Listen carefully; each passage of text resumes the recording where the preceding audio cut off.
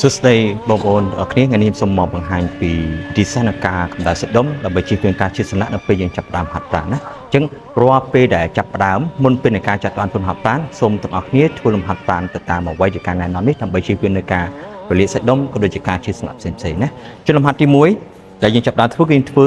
ចាប់ពីលើចុះមកខាងក្រោមថាពីលើក្បាលចុះមកដល់ចុងជើងចុះលំហាត់ទី1ដែលអរគ្នាធ្វើទី1គឺថាជើងស្មើហើយដៃចុចចង្កេះកហេតុការស្នាមហើយរាប់ពី1ដល់10ណារាប់ពីខាង1ដល់10ខាងឆ្វេងខាងស្ដាំយើងទៅខាងឆ្វេងម្ដង1ដល់10ទៅគ្នាអញ្ចឹងបន្តទៀតចាំមកក្រោមម្ដង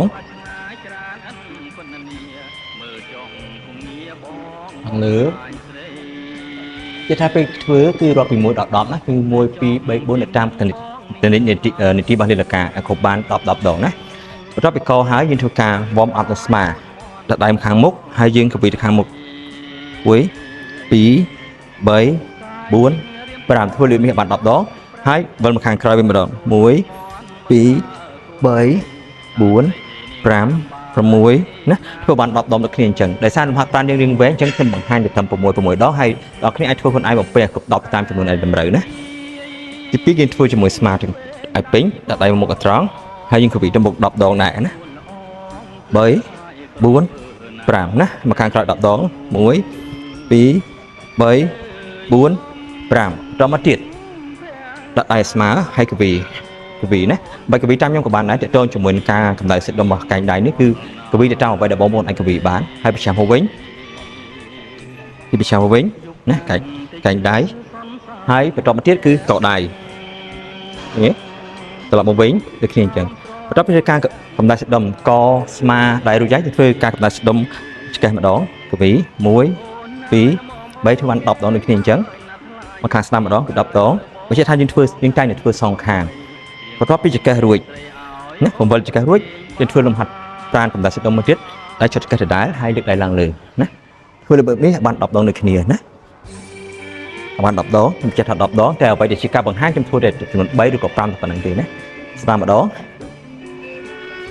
អូខេ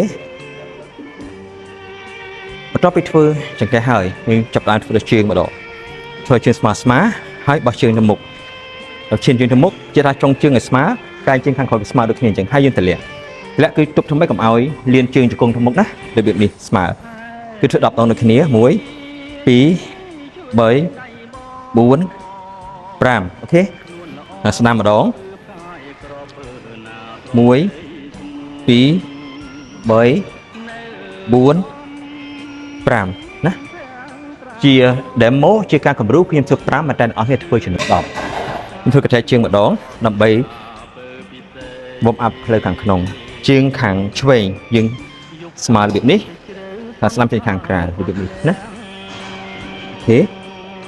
សងខាងរាប់1ឲ្យបាន10ដងដូចគ្នាណាឃើញទេឆ្លាស់គ្នារហូតជើងទាំងពីរហ្នឹងណាអូខេ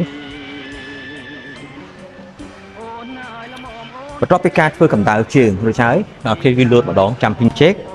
ចំនួន10ដងដូចគ្នាអញ្ចឹងបន្ទាប់ពីចាំពីជែក10ដងរួច